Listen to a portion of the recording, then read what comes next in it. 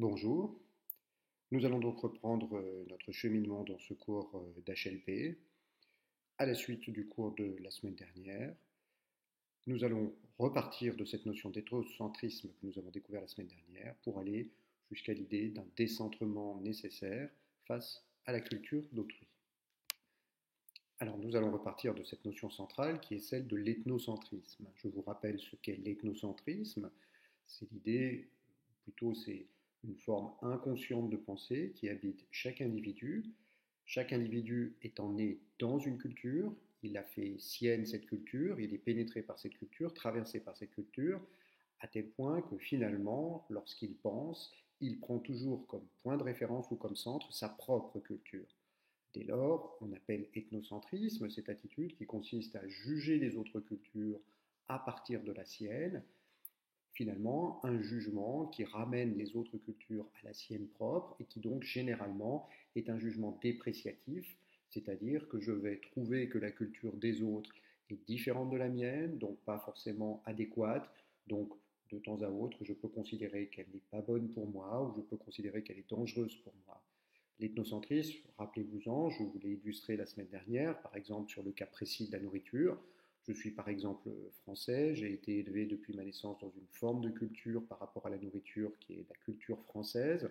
J'ai donc l'habitude de manger un certain nombre de choses, ce sont des habitudes culturelles.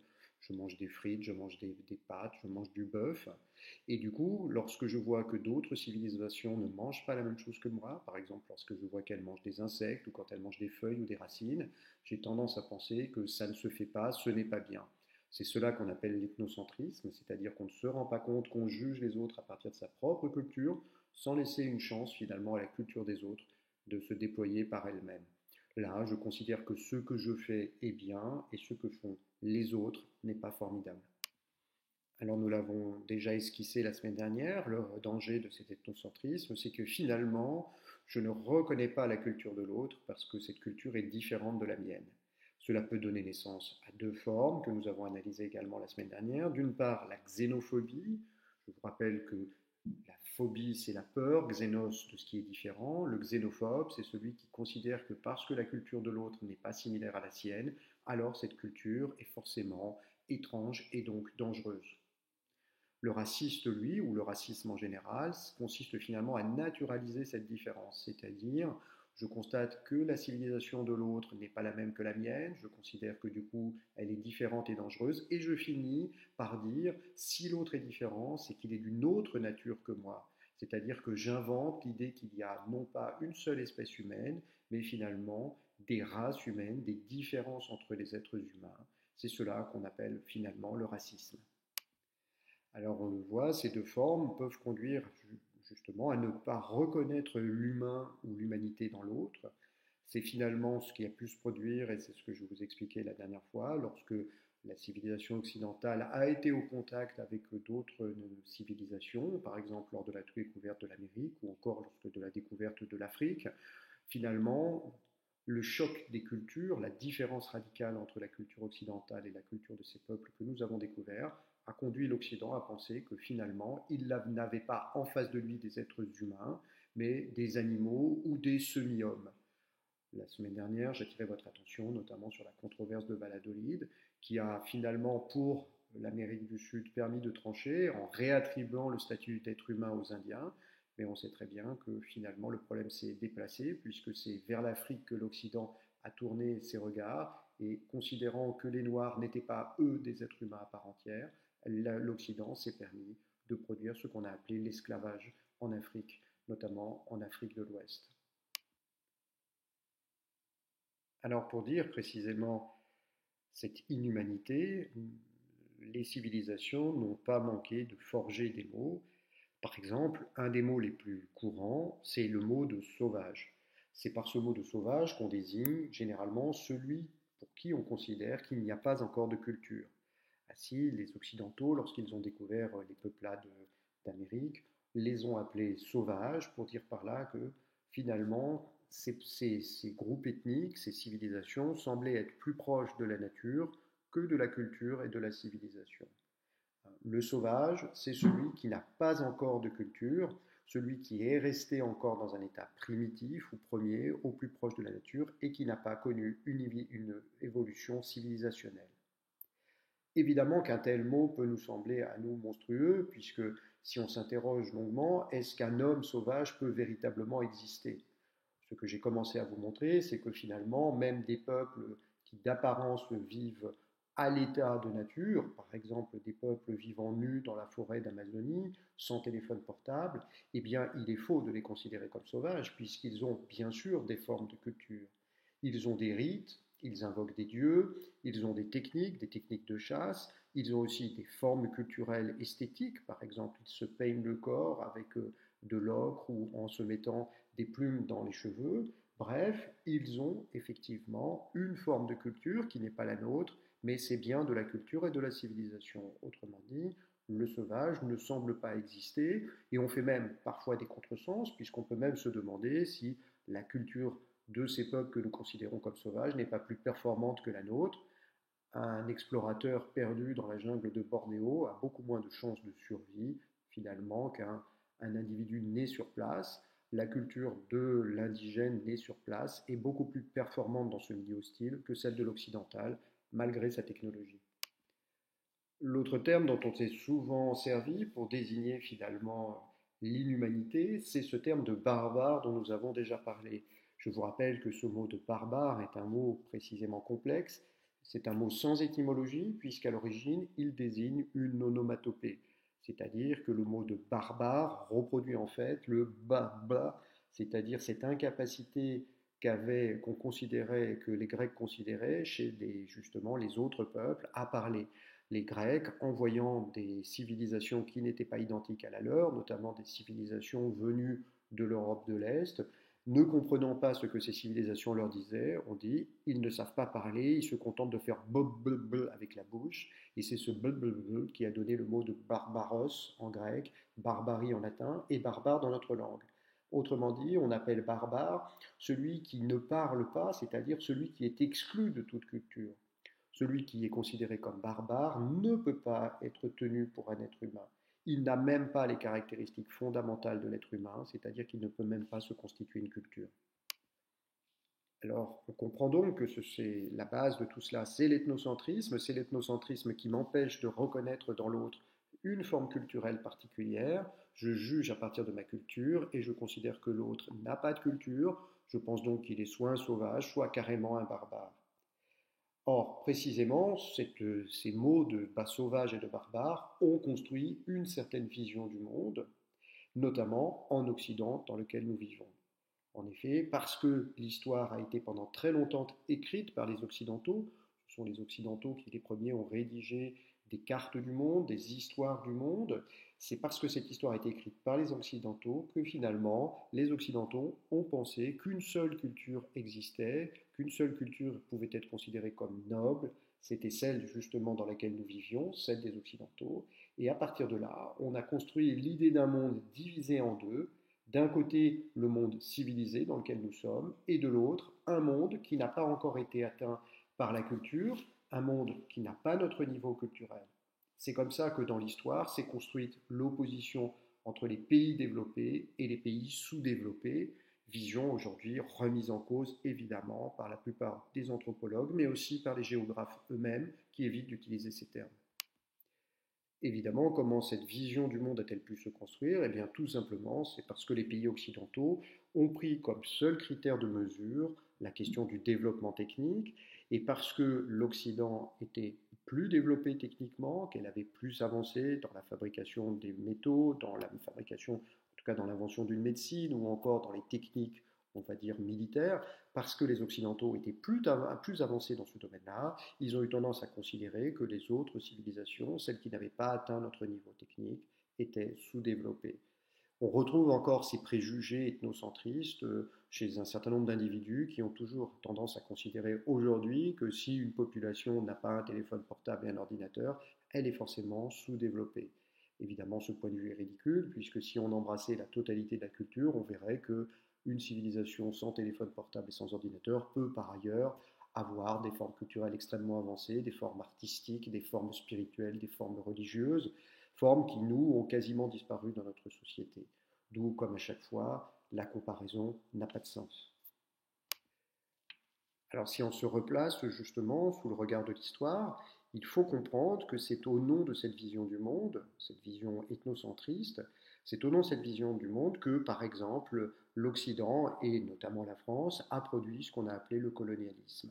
Alors bien sûr, il y a dans le colonialisme une vision expansionniste, c'est-à-dire on va coloniser d'autres terrains à l'autre bout du monde pour étendre son propre territoire. La France a voulu conquérir des territoires en Afrique, en Asie, pour posséder stratégiquement des bouts de terre à l'autre bout du monde pour pouvoir faire la guerre. Mais il y a aussi dans le colonialisme un moteur qui est ce moteur du développement. C'est-à-dire qu'il ne faut pas l'oublier que, par exemple, la plus grande vague de colonialisme en France s'est produite sous la Troisième République. Troisième République qui, je vous rappelle, commence en 1870. C'est-à-dire que c'est sous la Troisième République, pourtant, un gouvernement mené par des républicains, c'est-à-dire des gens qui normalement étaient contre l'esclavage et contre l'asservissement des autres peuples. C'est pourtant cette Troisième République qui a colonisé toute l'Afrique du Nord. Pourquoi l'a-t-elle fait? Ben justement au nom du développement, c'est-à-dire que la civilisation française, qui pensait être supérieure à la civilisation africaine, a voulu apporter notre culture dans ces pays d'Afrique. On parlait alors des, ouvrez les guillemets, vertus civilisatrices de la colonisation. C'est-à-dire que, vu de France, on considérait que les peuples d'Afrique du Nord, notamment tous ceux qui aujourd'hui constituent la Tunisie, l'Algérie ou le Maroc, on considérait que c'était des nations sous-développées puisqu'elles ne possédaient pas les mêmes techniques, les mêmes organisations d'État que nous, et nous avons voulu, au travers de la colonisation, leur apporter des vertus civilisatrices.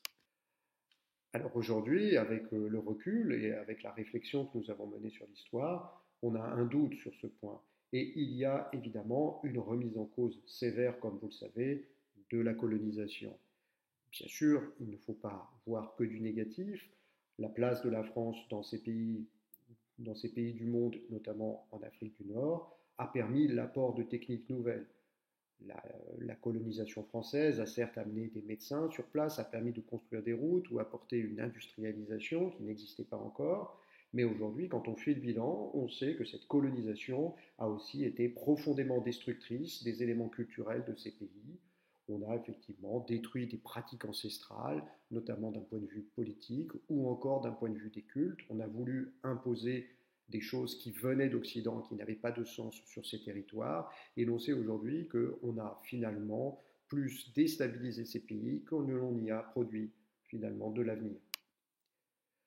Si, et c'est là tout le paradoxe, c'est en voulant faire le bien, entre guillemets, de ces populations que la France et l'Occident en général s'est livré à un colonialisme qui au final s'est retourné contre la France et l'Occident, puisque vous savez que la décolonisation a été généralement violente, nous avons été rejetés, et c'est là tout le paradoxe, puisque à l'origine, les pays occidentaux étaient partis dans ces pays pour, ouvre les guillemets, apporter la civilisation. Mais c'est toujours le même problème. Peut-on apporter une culture au sein d'une autre nation qui n'a pas été élevée dans cette culture? Il y a là aussi un risque de rejet, car si nous-mêmes sommes ethnocentristes, il faut bien comprendre que, évidemment, les autres populations du monde le sont aussi, et on voit mal comment un Tunisien, un Marocain ou un Algérien pourrait voir la culture française débarquer chez lui et admettre qu'elle est finalement la meilleure, alors que lui-même a été élevé dans une culture ancestrale qui ne correspond pas à la culture française. Pour bien comprendre à quel point ce colonialisme fait au nom de la civilisation n'a pas de sens, je vous propose de prendre un texte de Aimé Césaire. Aimé Césaire, donc écrivain, homme politique célèbre, né en 1913 et mort en 2008. Vous trouverez ce texte dans votre manuel, mais c'est un texte assez célèbre. Aimé Césaire, poète, a beaucoup écrit à propos justement de cette question coloniale. Il appartenait lui-même à un de ces territoires colonisés et il a vécu dans sa chair, mais aussi dans la chair de ses ancêtres, le poids de ce colonialisme. Prenons maintenant le texte si vous le voulez bien. Je lis ce texte. Il faudrait d'abord étudier comment la colonisation travaille à déciviliser le colonisateur, à l'abrutir au sens propre du mot, à le dégrader, à le réveiller aux instincts enfouis, à la convoitise, à la violence, à la haine raciale, au relativisme moral, et montrer que chaque fois qu'il y a au Vietnam une tête coupée et un œil crevé, et qu'en France on accepte une fillette violée, et qu'en France on accepte un malgache supplicié, et qu'en France on accepte, il y a alors un acquis de la civilisation qui pèse de son poids mort, une régression universelle qui s'opère, une gangrène qui s'installe, un foyer d'infection qui s'étend, et qu'au bout de tous ces traités violés, de tous ces mensonges propagés, de toutes ces expéditions punitives tolérées, de tous ces prisonniers ficelés et interrogés, de tous ces patriotes torturés, au bout de cet orgueil racial encouragé, de cette jactance étalée, il y a le poison instillé dans les veines de l'Europe et le progrès lent mais sûr de l'ensauvagement du continent. Alors voici un texte très beau qui repose évidemment, vous l'avez compris, sur une série d'anaphores, de répétitions, un vocabulaire peut-être un peu complexe. Nous allons en étudier le détail maintenant. Alors le texte de Césaire commence par un paradoxe. Il faudrait d'abord étudier comment la colonisation travaille à déciviliser le colonisateur. Je vous l'ai dit, Aimé Césaire prend ici le contre-pied de l'argument habituel de la colonisation. Je vous l'ai dit, on pensait que la colonisation était le fait d'apporter la civilisation justement à des peuples qui en manquaient. Dès le début du texte, Aimé Césaire retourne le principe en disant que la colonisation, au contraire, décivilise le colonisateur. C'est-à-dire que le français ou l'occidental qui est parti soi-disant pour civiliser les autres continents, finalement, est lui-même conduit à se déciviliser, c'est-à-dire à perdre toutes ces notions de, je vous rappelle, de civilité, c'est-à-dire cette capacité à vivre avec les autres. Cela même, il va plus loin, mais César nous dit, la colonisation contribue à abrutir au sens propre du mot. Alors le sens propre du mot abrutir, brut, dans le langage du Moyen Âge, c'est la bête. Abrutir, c'est transformer en bête. Autrement dit, la colonisation transforme les colonisateurs, les colons, en bêtes. Elle le dégrade, c'est-à-dire qu'elle fait perdre son statut d'être humain au colon pour le transformer en une forme d'animal. Pourquoi? La phrase suivante nous l'explique. Parce que précisément la colonisation réveille des instincts enfouis. L'instinct, ici, est choisi volontairement, le mot est choisi volontairement par Aimé Césaire, puisque l'instinct relève précisément de ce qu'on pourrait appeler la nature et s'oppose donc à la culture. Donc le colonisateur n'agit pas, contrairement à ce qu'il dit, au nom de la culture pour apporter la culture, mais en réalité, quand il colonise, cela réveille ses instincts enfouis. Quels sont ces instincts? On le verra plus loin, évidemment. Il s'agit d'instincts de destruction, d'instincts de violence, puisqu'on le sait, la colonisation a été malgré tout extrêmement violente et meurtrière. On n'a pas hésité à massacrer les peuples locaux, on n'a pas hésité à leur faire subir toute forme de violence, et c'est contre ces violences, effectivement, qu'Aimé Césaire se lève ici. La suite de la phrase le précise. Parmi ces instincts, la convoitise, effectivement, une des raisons de la colonisation, nous dit Aimé Césaire, c'était bien sûr le fait de convoiter les richesses que possédaient les nations dans lesquelles nous nous sommes installés. Si nous sommes allés à l'autre bout du monde, ne l'oublions pas, c'est aussi pour aller chercher de l'or ou des métaux rares comme la bauxite en Nouvelle-Calédonie. Nous sommes allés récupérer les richesses de l'Orient, mais aussi, la fin de la phrase le dit, un des instincts les plus qui se réveille le plus dans la colonisation, c'est bien évidemment la violence. Cette violence que normalement la civilisation contribue à faire disparaître. Au moment de la colonisation, cette violence se réveille. D'ailleurs, la colonisation s'est exprimée le plupart du temps sous la forme de la guerre. Aimé Césaire dénonce ensuite le fait que cette colonisation relève de l'ethnocentrisme. On le voit, il dit bien la colonisation donne naissance à une haine raciale. Donc on est là typiquement dans ce que nous dénoncions, c'est-à-dire que le colonisateur ne comprend pas la culture de l'autre, et parce qu'il ne le comprend pas, il développe l'idée d'une race, de race inférieure, contre laquelle s'exprimerait précisément sa haine, une forme de domination raciale qui a conduit, vous le savez, par exemple l'Occident, dans certains pays, à introduire des notions de discrimination. On peut penser à ce qui s'est produit notamment, par exemple, lors de la colonisation par la Hollande de l'Afrique du Sud, avec son régime d'apartheid qui a duré presque 2 siècles. Plus grave encore, nous dit Aimé Césaire, La colonisation mène au relativisme moral. Alors qu'est-ce que c'est que le relativisme moral? C'est l'idée que la morale n'est pas la même pour tous, mais qu'elle dépendrait de l'individu. Autrement dit, avec certains individus, il faudrait respecter certaines règles de conduite et pas avec d'autres. On pense par exemple à ce qu'a pu faire la France avec le code indigène, c'est-à-dire que si l'on était finalement natif du pays, on avait un certain nombre de règles et de lois qui s'appliquaient, alors que si on appartenait aux colons, d'autres lois et d'autres règles s'appliquaient. C'est comme si finalement il y avait une morale à deux vitesses, une morale pour les Occidentaux, pour les Français, et une autre morale pour les colonisés et pour les peuples qui devaient subir cette colonisation. Évidemment, Aimé Césaire, en disant cela, prend le contre-pied de notre idéal national, puisque je vous rappelle que notre idéal national, notre devise républicaine, c'est l'égalité, c'est la fraternité, et qu'évidemment, l'égalité et la fraternité ne devraient pas pouvoir donner naissance à une morale à plusieurs vitesses. Si nous sommes égaux, si nous sommes fraternels, c'est-à-dire que nous devons tous nous considérer comme les mêmes et non pas dire certains ont plus de droits ou moins de droits que d'autres, certains ont plus de biens ou moins de biens que d'autres. Alors pour illustrer son propos, Aimé Césaire rentre dans des exemples très précis et historiques avec cette anaphore dont je vous parlais.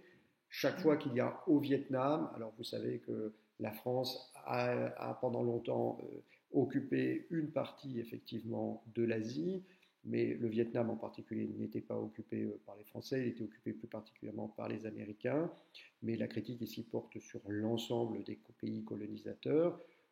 Évidemment, Césaire évoque ici les atrocités de la guerre du Vietnam, les têtes coupées, les yeux crevés, les jeunes filles violées, parce que l'on sait, il y a eu évidemment, comme dans chaque guerre, il y a eu des enfants et des adultes qui ont subi toutes les violences, y compris les violences sexuelles telles que le viol. La fin de la phrase, plus particulièrement, s'attache au sort dans une de nos colonies. On parle de Malgache, hein, il s'agit évidemment de Madagascar, donc portion de territoire qui se situe à l'est de l'Afrique, une île, la grande île de Madagascar, qui a été pendant très longtemps une colonie française et où la France a fait régner un régime colonisateur extrêmement violent. À chaque fois qu'on accepte cela, nous dit Aimé Césaire, on commet une faute à l'encontre de ces peuples. Aimé Césaire le dit, à chaque fois qu'on tolère une de ces violences dans quelque pays que ce soit, par quelque pays colonisateur que ce soit l'Amérique ou que ce soit la France, il y a, nous dit-il, un acquis de la civilisation qui pèse de son poids mort. Autrement dit, les colons qui se prétendaient civilisés, à chaque fois qu'ils commettent un de ces actes, perdent une partie de leur propre civilisation. Peut-on se dire civilisé quand on viole des jeunes filles, quand on produit la mort, quand on réduit des peuples entiers en esclavage? Donc précisément, Aimé Césaire, pour faire écho à l'idée de relativisme moral qu'on trouvait plus haut, nous dit qu'à chaque fois qu'une violence s'exerce au nom de la colonisation, eh bien c'est une régression universelle qui s'opère. C'est-à-dire l'idée ici qu'il devrait y avoir des valeurs universelles, des valeurs de bien, notamment la protection des plus faibles, l'idée que le crime ne doit pas être accepté, l'idée que la violence et le viol ne doivent pas être acceptés. Pourtant, on le voit, les colons se permettent de le faire, autrement dit, par rapport à une morale universelle qui devrait être une morale revendiquée, par exemple, par la France, qui prétend agir au nom des droits de l'homme. On le voit ici, finalement, nous dit Aimé Césaire, c'est une partie de cet idéal universel qui s'effondre à chaque fois qu'on accepte un crime de la colonisation. Pour décrire finalement cette violence des colons, Aimé Césaire utilise des mots d'un registre médical. Il parle de gangrène ou foyer d'infection. Évidemment, toute la stratégie d'Aimé Césaire depuis le début du texte, vous l'avez compris, consiste à retourner contre les colonisateurs leurs arguments. Les colons, je vous l'ai dit, prétendent agir au nom de la civilisation, au nom de la culture. Aimé Césaire dit qu'en réalité, ils sont comme une gangrène ou une infection. On est là dans le biologique, le médical, on est donc là dans la nature et non pas dans la culture. Autrement dit, les colons, c'était dit plus haut, on parlait de leurs instincts, on voit maintenant qu'ils sont comme une maladie. Ces peuples qui se prétendent civilisés, en réalité, sont véritablement, finalement, les monstres qui devraient, finalement, interrompre leur tâche de colonisateur. Conclusion, nous dit Aimé Césaire, si on reprend tous les crimes qui sont commis au nom de la colonisation, on le voit, les traités violés, c'est-à-dire le fait que les colonisateurs n'hésitaient pas à mentir aux colonisés en leur disant qu'on leur garantirait des protections, on leur garantirait des régimes politiques équitables. En réalité, on agissait tout autrement. Donc les traités sont violés, des mensonges sont propagés, les expéditions punitives, évidemment, vous le savez, par exemple, lors de la guerre d'Algérie, le fait d'avoir systématiquement, à chaque fois qu'il y avait un mort français, d'avoir voulu tuer 10 rebelles algériens, enfin, tous ces crimes qui ont été commis au nom de la colonisation. Donc, les prisonniers ficelés interrogés, les patriotes torturés, évidemment. Hein. Aimé Césaire parle de patriotes, puisque les Algériens qui se sont rebellés contre les colons français, par exemple, l'ont fait au nom de la défense de l'Algérie, donc au nom de la patrie. Donc tout cet orgueil racial encouragé, ou de cette jactance, alors le mot de jactance, hein, jactance c'est une parole qui n'a pas beaucoup de sens et qu'on profère avec force. Donc Aimé Césaire nous dit, les colonisateurs se sont comportés finalement comme de vastes menteurs qui ont beaucoup parlé de civilisation, mais qui en réalité ont agi dans l'autre sens.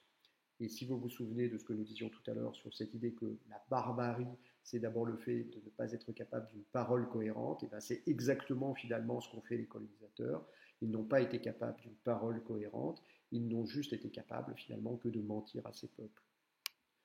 Conclusion ultime, nous dit Aimé Césaire, à chaque fois que l'Occident, et en particulier l'Europe, commet ce genre de crime au nom de la colonisation, eh bien, c'est bien un poison, retour au vocabulaire biologique, un poison qui s'insinue dans les veines de l'Europe, c'est-à-dire que la colonisation se retourne contre le colonisateur. Pourquoi? Eh bien, c'est ce que dit la fin de la phrase. La colonisation produit en réalité non pas le développement de la civilisation chez les peuples colonisés, mais au contraire l'ensauvagement du continent. Autrement dit, par ces crimes, c'est l'Europe qui est en train de devenir sauvage, meurtrière, barbare elle-même. Le texte d'Aimé Césaire produit donc un complet retournement du point de vue. Ceux qui prétendent être les civilisés, c'est-à-dire les colons, ceux qui sont partis coloniser les autres peuples au nom de la civilisation, sont en réalité les véritables barbares, ceux qui se laissent aller à leurs instincts alors qu'ils prétendent agir au nom de la culture. Ce sont ceux qui sont sauvages, comme le dit Aimé Césaire, parce que précisément, ils ne sont pas capables de respecter leurs paroles et surtout, ils ne sont pas capables de penser au niveau de l'universel, alors qu'ils prétendent précisément, en particulier lorsqu'il s'agit de la France, parler au nom des droits de l'homme. Quel contresens, nous dit Aimé Césaire, que d'agir soi-disant en pays civilisé défenseur des droits de l'homme et de se livrer sur d'autres continents, dans d'autres civilisations, à une destruction systématique, à une morale relative, à ne pas voir et reconnaître l'humanité chez son prochain. Ce sont là les signes d'une barbarie bien plus forte chez le colonisateur que finalement chez les peuples colonisés. Ce ne sont pas les Africains du Nord, ce ne sont pas les gens de Cochinchine, ce ne sont pas les gens de Madagascar qui sont en réalité les sauvages ou les barbares, ce sont plutôt les colons eux-mêmes, selon Aimé Césaire. Alors cette position d'Aimé Césaire peut être mise en parallèle avec une phrase d'un ethnologue célèbre qui s'appelle Claude Lévi-Strauss et dont nous allons avoir besoin pour comprendre la suite de ce cours. Alors, avant de voir quelle est la formule de Lévi-Strauss, deux mots sur ce personnage étonnant. Claude Lévi-Strauss, donc je vous indique ici ses dates, est né en 1908, il est français, et mort en 2009. C'est un Français extrêmement célèbre, il est lu et relu dans la plupart des facultés du monde entier. Il est considéré notamment comme l'inventeur de l'ethnologie moderne et c'est un des pères de ce qu'on appelle l'anthropologie. Alors pourquoi? Il faut bien comprendre la nouveauté qu'a introduit Lévi-Strauss.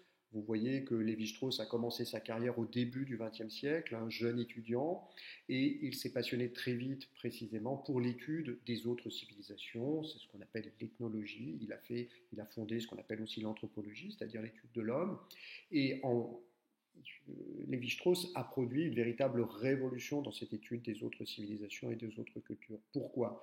Parce qu'au début du XXe siècle, quand Claude Lévi-Strauss commence ses études, l'ethnologie relève plutôt de la colonisation, c'est-à-dire que les études qui sont faites sur les autres civilisations sont généralement des études faites par les colons, avec tout ce que je viens de vous dire sur la colonisation, c'est-à-dire avec un regard qu'on peut qualifier de condescendant, c'est-à-dire que le colon observe ce peuple qu'il considère comme peu civilisé et L'ethnologie consiste simplement à noter à quel point ces peuples sont différents, à quel point ce qu'ils font est étrange, à quel point finalement ces civilisations manquent de tout, sont mal construites, etc. Bref, l'ethnologie est plutôt, on pourrait dire, du tourisme dépréciatif, c'est-à-dire les ethnologues se comportent plutôt comme des colons, c'est-à-dire ils considèrent que les civilisations des autres mondes sont bien évidemment inférieures à celles de l'Occident, et il s'agit d'aller explorer ces autres civilisations uniquement pour voir à quel point justement ces autres civilisations sont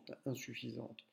Claude Lévi-Strauss va produire une vraie rupture parce que précisément il va changer complètement de point de vue en se disant mais tant que je reste justement avec ce regard colonisateur, c'est-à-dire tant que je reste à l'extérieur en touriste, simplement en observateur, et tant que je regarde de l'extérieur comment fonctionne une culture, je ne peux pas la comprendre.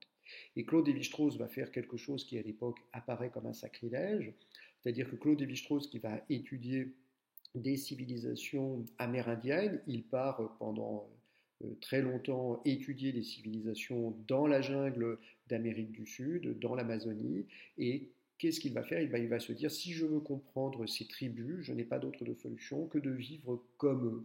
Et ce que va faire Lévi-Strauss, c'est qu'il va se déshabiller, puisque c'est les civilisations qui vivent sous les tropiques, il fait donc très chaud.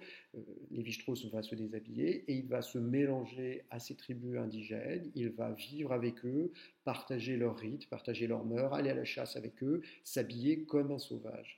Évidemment, vu d'Occident, ça va faire scandale, on va dire que Lévi-Strauss est devenu fou. En réalité, Lévi-Strauss va comprendre qu'en s'installant dans une civilisation, on en découvre les ressorts secrets, cachés, et que toute civilisation, quelle qu'elle soit, possède une culture qui lui est propre. Autrement dit, Lévi-Strauss va comprendre que plutôt que d'aller déjuger la culture de l'autre, il faut essayer de la comprendre de l'intérieur, et c'est ce que fera Lévi-Strauss tout au long de sa vie.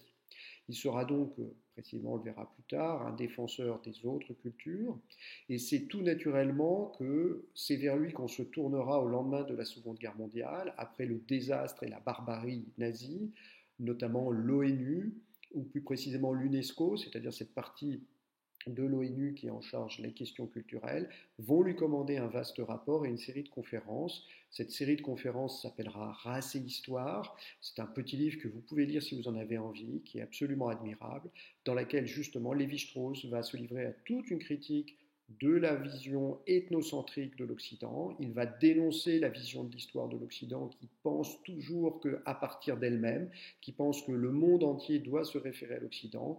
Lévi-Strauss va montrer dans ce livre qu'il y a d'autres cultures et que ces cultures sont aussi bien structurées et aussi efficaces, aussi intelligentes que la nôtre. Bref, dans ce texte Race et Histoire, Lévi-Strauss nous apprend qu'il ne faut pas déjuger ou méjuger les autres cultures, mais d'abord et avant tout essayer de les comprendre.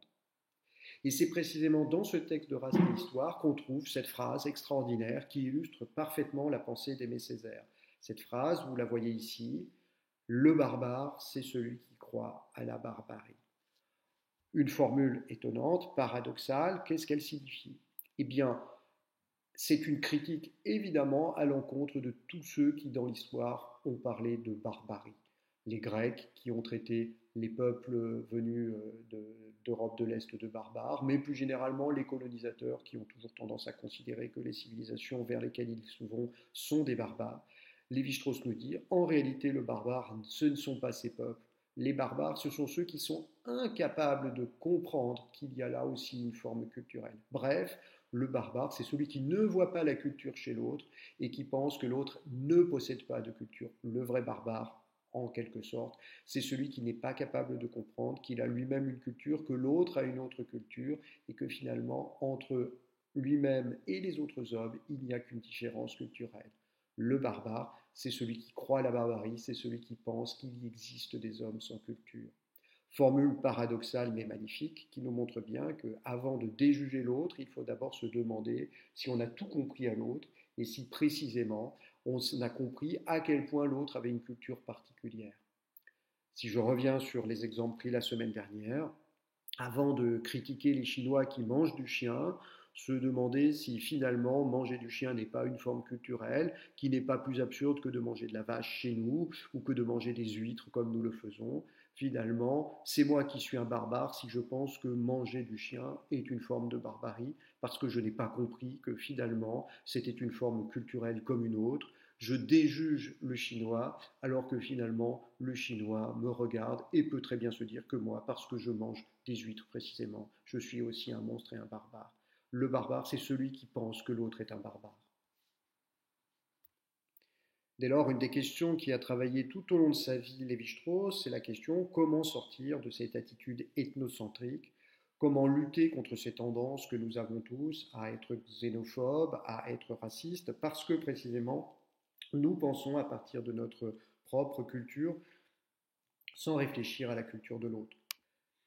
Je vous l'ai dit, Lévi-Strauss a été, de par son métier même d'ethnologue et d'anthropologue, confronté à cette question du choc culturel. Il s'est rendu compte que lui-même avait eu tendance, au départ, quand il s'est confronté à d'autres civilisations, comme la civilisation d'Amazonie, il a été lui-même victime de ces préjugés.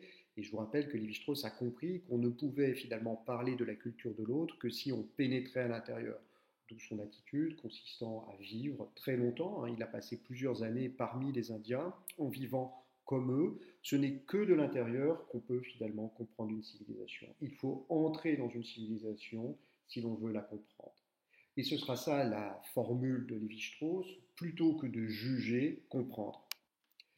Plutôt que de juger la civilisation et la culture de l'autre, essayez de la comprendre. Et c'est ce que va montrer Lévi-Strauss. Une fois qu'on est à l'intérieur d'une culture ou d'une civilisation, on se rend compte que l'on fait différemment, mais que cela a autant de sens.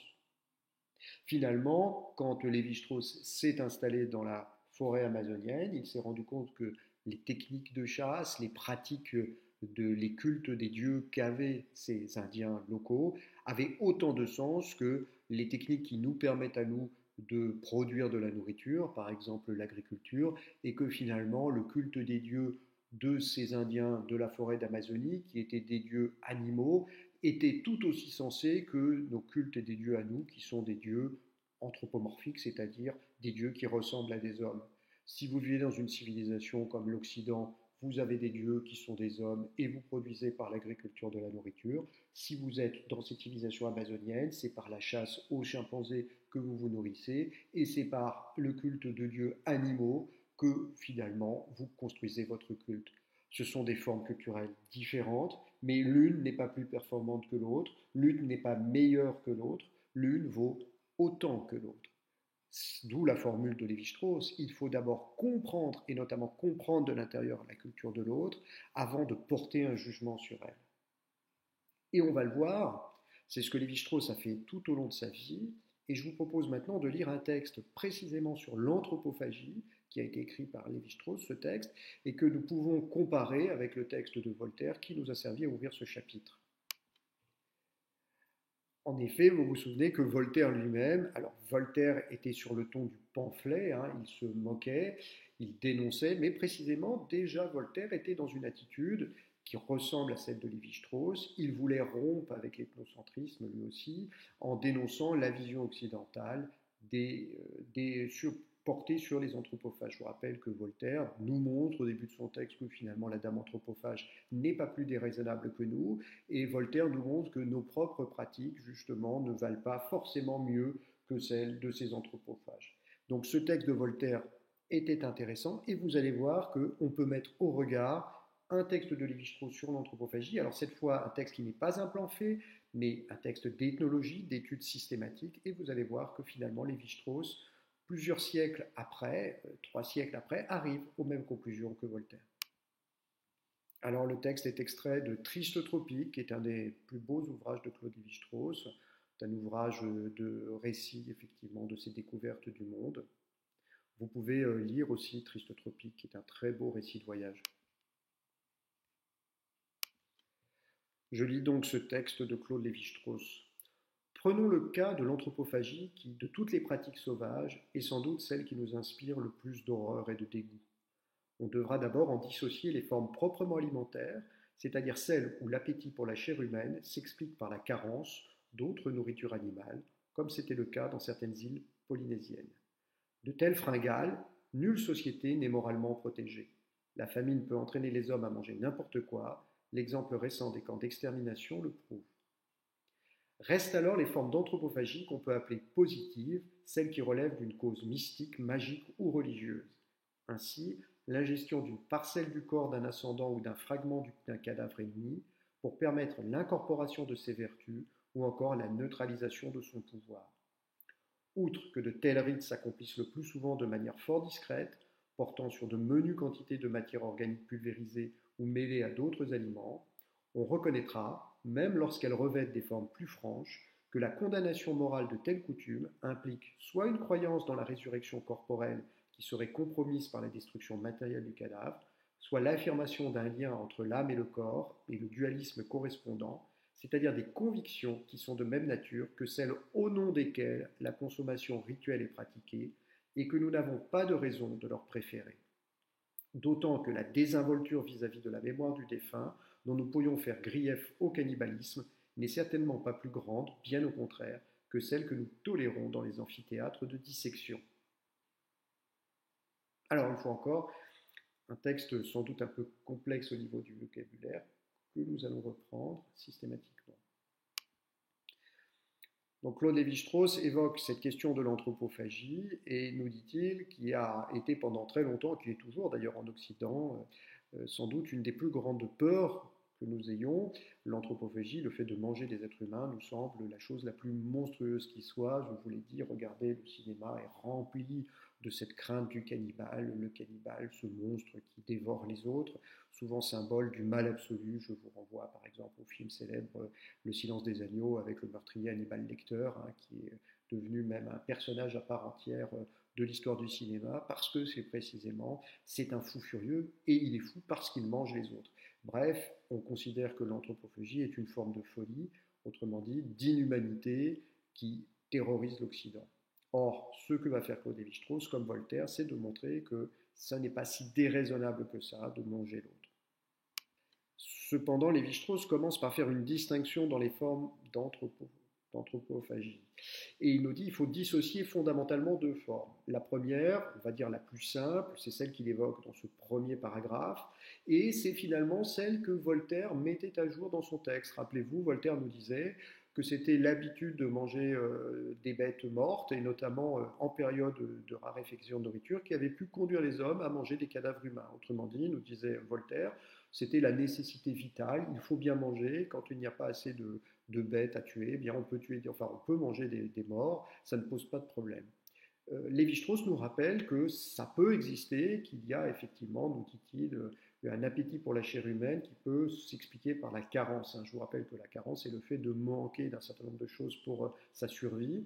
Donc il peut arriver que si précisément il n'y a plus assez à manger, on puisse être conduit à manger les autres hommes, mais uniquement par carence. Il donne deux exemples.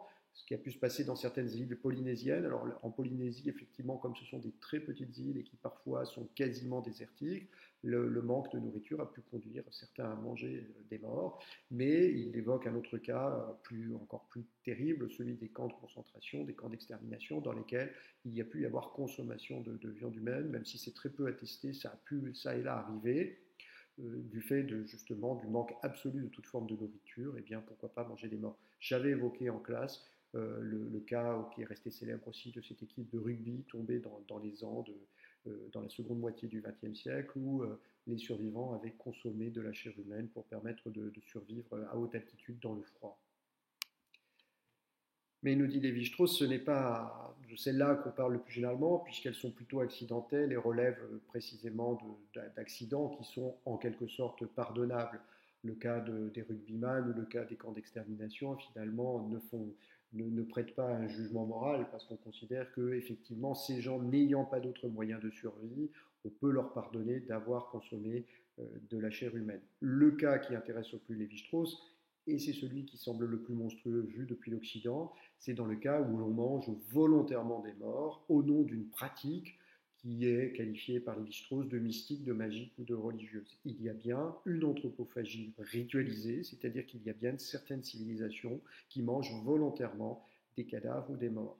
C'est celle-là qui effraie parce que cette idée qu'on le fait volontairement, indépendamment de toute forme de besoin, introduit l'idée qu'il s'agit d'une pratique monstrueuse. Et c'est celle-là qui va intéresser Lévi-Strauss. Et Lévi-Strauss va nous montrer que finalement, elle n'est pas si étrange que ça, ou en tout cas, elle est en tout cas une forme culturelle.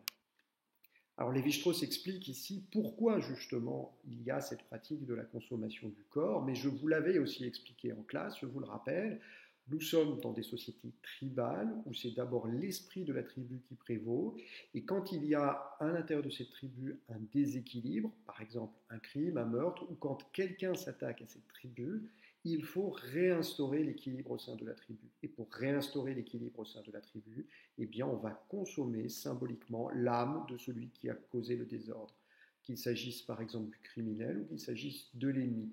Et pour précisément réintégrer cette âme dans la tribu, on va consommer la parcelle du corps qui correspond à l'âme. Comme ces peuples indigènes considèrent que l'âme se trouve plutôt du côté des viscères, ce que nous aussi nous avons cru pendant très longtemps. Pendant très longtemps, nous avons pensé que l'âme était dans le cœur ou en tout cas aux alentours du cœur. Eh bien, c'est ce qui se passe aussi dans ces civilisations. Dans ces civilisations, on va consommer une partie des organes de l'être pour avaler l'âme et pour réinjecter l'âme du défunt à l'intérieur de la tribu elle-même. Qu'il s'agisse du héros dont on va vouloir avaler les vertus, c'est ce que nous dit le texte, ou encore effectivement neutraliser le pouvoir de l'ennemi, de celui qui a commis le crime, de celui qui a provoqué la guerre, on le neutralise en le mangeant au sein de la tribu. Lévi-Strauss fait remarquer immédiatement que, loin du fantasme occidental, cette anthropophagie n'est donc pas une consommation régulière et volontaire de viande humaine à des fins de nourriture. Il nous le rappelle, ce sont des rites très précis, faits dans des moments très discrets. Discret ici s'entend au sens mathématique, hein, c'est-à-dire un petit morceau, c'est-à-dire c'est un petit moment. C'est pas tout le temps qu'on va manger de l'être humain, on en mange que, je vous l'ai dit, quand il y a une guerre ou quand il y a un conflit. C'est un moment très particulier, ce n'est pas une source de nourriture. Et en plus, je vous l'ai dit, on ne mange pas le corps entier, on mange une petite quantité de matière organique et on la mange avec d'autres aliments considérés comme à puissance de magique, on va manger ça avec des épices, etc. Donc c'est vraiment un rituel et non pas une consommation régulière de viande.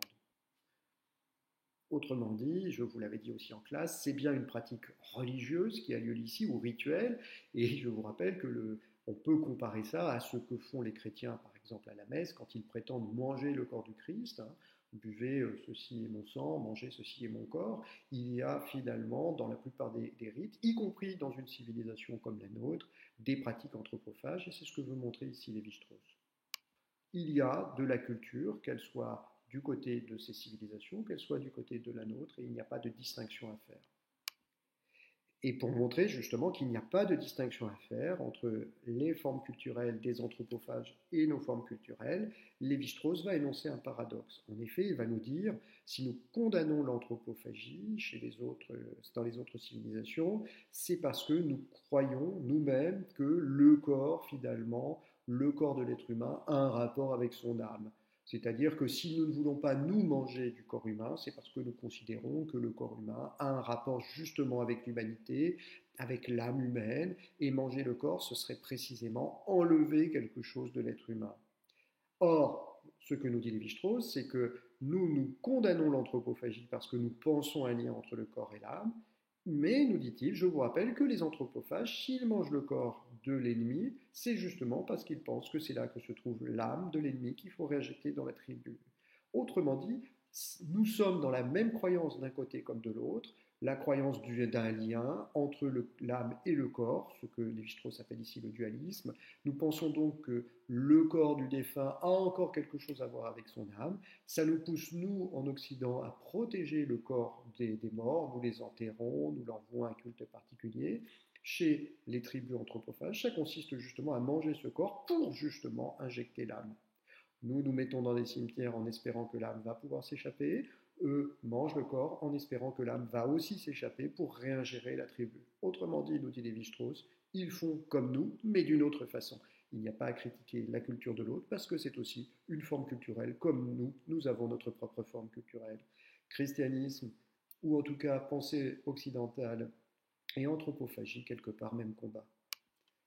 Dernier argument, toujours dans la même veine, pour montrer qu'il n'y a pas à penser de différence entre les anthropophages et nous-mêmes, il nous dit Ce que l'on reproche aussi aux anthropophages, c'est d'avoir une grande désinvolture vis-à-vis de la mémoire du défunt. Autrement dit, on leur reproche de manger le corps comme si cela empêchait de vouer un culte aux morts. Mais Lévi-Strauss nous dit finalement que nous aussi, il y a des moments où nous n'avons pas beaucoup de respect pour le corps des morts. C'est quand, par exemple, nous pratiquons la dissection en médecine. Finalement, nous sommes nous-mêmes des gens qui sommes capables de travailler avec le corps mort, qui avons inventé des techniques autour du corps mort. Tous les médecins se forment en disséquant des cadavres.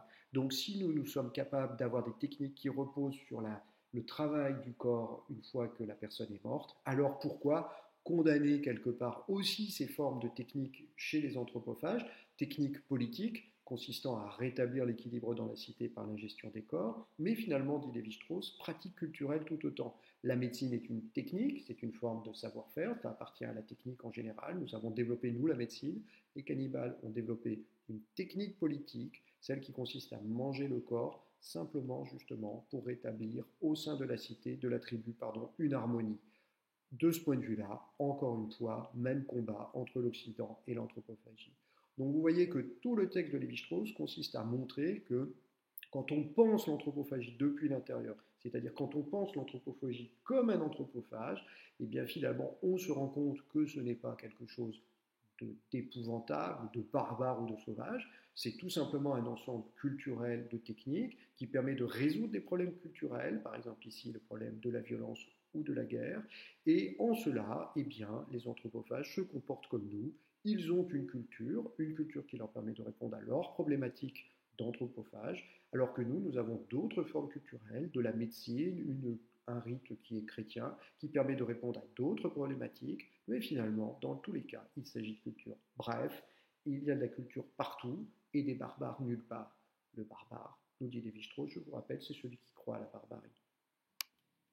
Autrement dit, vous l'avez compris, l'idée de Lévi-Strauss, c'est de sortir d'une logique de condamnation pour, à la place, comprendre la civilisation des autres et comprendre donc que la culture diffère selon les civilisations. On ne peut pas juger la culture de l'autre tant qu'on ne l'a pas comprise et plutôt que justement de porter un jugement, se rendre compte d'abord et avant tout que d'un lieu à l'autre, d'une civilisation à l'autre, il y a différentes formes culturelles qui ne se ressemblent pas et il faut rester justement ouvert à cette différence. Et notamment, Lévi-Strauss va développer une notion qui est devenue bien connue, c'est celle de relativisme culturel. Alors, qu'est-ce que c'est que le relativisme culturel? C'est précisément cette attitude qui va nous permettre de sortir de l'ethnocentrisme en comprenant que les cultures sont relatives à chaque civilisation. Ça veut dire quoi? Ça veut dire que donc, avant de juger la culture de l'autre, il faut comprendre que nous aussi, nous avons nos propres pratiques culturelles et que ces pratiques culturelles peuvent sembler étranges à d'autres civilisations. Le terme de relatif, être relatif à quelque chose, je vous rappelle, ça veut dire être lié à quelque chose. Le relativisme culturel, c'est donc l'idée de comprendre que chaque groupe, chaque ethnie, chaque civilisation a sa propre culture et que donc d'une civilisation à l'autre, cela diffère et cela change. C'est comprendre ce que nous disions la dernière fois, que si par exemple certaines civilisations mangent des insectes, eh bien c'est une pratique culturelle et que nous aussi, nous mangeons des choses étranges, par exemple des huîtres, et que passer du côté de l'autre, effectivement, le fait de manger des huîtres peut sembler aussi étrange que nous, quand nous pensons ou considérons le fait de manger des insectes. C'est la même chose avec l'idée de manger des morts. S'ils mangent des morts, eh bien nous pouvons aussi constater que nous avons parfois des cultes assez étranges avec les morts, comme le fait effectivement de les laisser, rappelez-vous ce que disait Voltaire, de les laisser par exemple sur les champs de bataille au, à la dévoration des corbeaux et des chiens. Finalement, nous disait Voltaire, ça ne vaut pas mieux, chacun ses pratiques. Quelle est la pratique la meilleure? Voltaire nous rappelait que finalement, la pratique la meilleure, c'est celle qui consiste à ne pas faire de mort et à chercher à préserver la vie. Le relativisme, il est là, c'est-à-dire cette idée de réfléchir en glissant d'une culture à l'autre, en passant d'une culture à l'autre, et d'apprendre à se décentrer. Voilà pourquoi dans le titre, j'avais parlé de décentrement. Comprendre que chaque société a sa manière de faire et qu'aucune, finalement, n'est supérieure à l'autre. Et donc c'est ça l'idée de relativiser, c'est l'idée d'apprendre à penser la différence entre les cultures en se mettant simplement à la place de l'autre. Par exemple, avant de dire oh là là, ce que fait cette civilisation est vraiment terrible, se mettre à la place des gens de cette civilisation et se dire mais vu de leur côté, est-ce que ce que moi je fais finalement est meilleur ou moins bien? Avant de dire par exemple la polygamie, le fait d'avoir plusieurs femmes, dire c'est monstrueux, etc., et porter un jugement, se dire, mais finalement, pourquoi la monogamie, finalement, serait-elle une forme plus naturelle ou plus spontanée que la polygamie? Finalement, vu depuis le point de vue d'un polygame, le fait de n'avoir qu'une seule femme peut sembler comme une étrangeté. Si nous étions nés nous-mêmes dans cette société où nous avons l'habitude d'avoir plusieurs femmes, nous trouverions le fait de n'avoir qu'une seule comme une réduction, comme quelque chose, comme un abaissement, comme un amoindrissement finalement du pouvoir de l'homme, et nous trouverions ça probablement scandaleux. C'est ce jeu de passage d'une idée à l'autre, d'un continent à l'autre, d'une civilisation et d'une culture à l'autre, se mettre à la place de l'autre qui permet de relativiser le point de vue. Avant de juger, me dire, mais si j'avais été l'autre, qu'est-ce que j'aurais fait et est-ce que je n'aurais pas pensé différemment? Cela permet justement d'échapper à la xénophobie et au racisme. Pourquoi la xénophobie? Parce qu'en me plaçant du point de vue de l'autre, je me rends compte que finalement ma propre culture est tout aussi étrange que celle des autres et que finalement je n'ai pas plus raison d'avoir peur de la culture de l'autre que les autres n'ont pas raison d'avoir peur de la mienne. Pourquoi donc finalement devrions-nous craindre par exemple la culture musulmane alors que vu du point de vue du musulman, la culture chrétienne est tout aussi finalement étrange et bizarre? Le racisme aussi peut être combattu par ce biais-là, parce que finalement, on comprend très vite que les questions culturelles ne sont pas des questions de nature, mais simplement des questions d'immersion culturelle. Plutôt que de dire les noirs ou les jaunes sont inférieurs à nous, se dire que finalement, un noir ou un jaune qui serait finalement, ces termes sont évidemment péjoratifs, je les prends à dessein, il n'y a ni noir ni jaune d'un point de vue de la biologie, il s'agit de jugements que l'histoire a fait porter malheureusement sur ces peuples, mais vous voyez, par exemple, comprendre que finalement, être africain, être né, par exemple, en Afrique, c'est avoir une forme culturelle, et que si j'étais né en Afrique, je me comporterais comme un Africain. C'est-à-dire qu'il n'y a rien, ce n'est pas une question de nature, c'est une question finalement d'habitude culturelle, et dès lors, on comprendrait que un noir qui naîtrait au sein de la civilisation occidentale finirait par penser comme nous, de la même façon que nous. Comprendre qu'on peut changer de point de vue, changer d'idée, changer de lieu, c'est finalement la base du relativisme culturel. Attention cependant, le relativisme culturel n'est pas une solution absolue, il comporte lui aussi ses limites. En effet, à tout vouloir relativiser, est-ce qu'on ne risque pas finalement de perdre aussi nos repères? Par exemple, si on dit que toute attitude d'un peuple est liée à ses cultures propres, alors ça veut dire qu'on finira par tout accepter au nom de la culture. Mais peut-on dire alors que, par exemple, le sacrifice des prisonniers chez les Aztèques était culturel et que dès lors, il faut l'accepter en tant que tel? Si on veut aller beaucoup plus loin, est-ce qu'on peut dire que le nazisme, finalement, est une forme culturelle particulière de l'Allemagne à partir de 1933 jusqu'à 1945, et donc accepter le nazisme en tant que forme culturelle, en disant mais si moi j'étais né dans le nazisme, j'aurais été moi aussi nazi, etc., etc., et d'une certaine façon accepter cette forme culturelle. Évidemment, ce n'est pas, c'est choquant, et évidemment, ce n'est pas ce que veut dire Lévi-Strauss. Le relativisme doit nous aider à ne pas juger la culture de l'autre, au sens où produire de l'ethnocentrisme, de la xénophobie, du racisme, mais cela ne doit pas faire disparaître en nous le droit de juger aussi absolument de l'ensemble des cultures. Mais cette fois, au nom de quoi? Non pas au nom de notre culture, mais au nom de valeurs supérieures.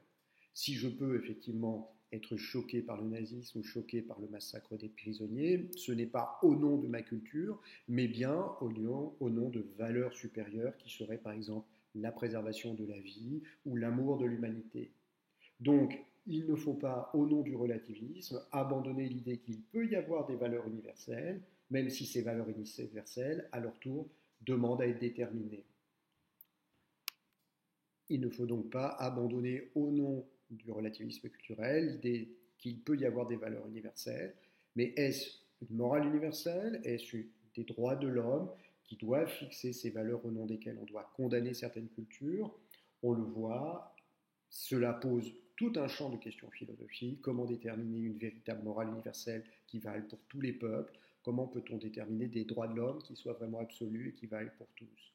En tout cas, l'idée de Lévi-Strauss est de dire, avant de nous moquer de la culture de l'autre, avant de parler finalement de barbare ou de sauvage, commençons déjà par comprendre la spécificité de l'autre, et ensuite apprenons à juger toute culture, la nôtre comme celle des autres, au regard de valeurs plus universelles, comme celle effectivement qui consisterait à penser qu'il faut en toutes circonstances préserver l'homme, lui apporter le meilleur.